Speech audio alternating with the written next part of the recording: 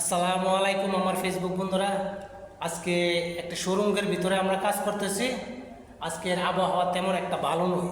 হ্যাঁ, আবহাওয়া তেমন একটা ভালো নয়, আপনাদেরকে সব কিছু দেখাতে পারছি না, কিন্তু একটি সুরঙ্গ একটু ফাঁকা জায়গা আছে, সেই জায়গা দিয়ে আলো আসতেছে।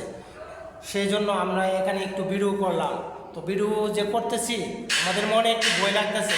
পৃথিবীর যে কোনো প্রান্তে আপনি যান না কেন, যে কোনো জায়গায় আপনি কাজ করেন, সেখানে একটা না একটা শয়তান থাকবে। শয়তান থাকলেও মনটাকে বোঝানো যেত। সেখানে থাকে কি, এখানে থাকে কি ইবলিশ। যদি আসতো তাহলে আপনাদেরকে দেখাতে পারতাম। এখানে ইবলিশ বাস করে, এমন কষ্টের কাজ করি এখানে, তারপরেও একে বলে এই হয় নাই, এই এভাবে, এই এইভাবে। আরে বাবা,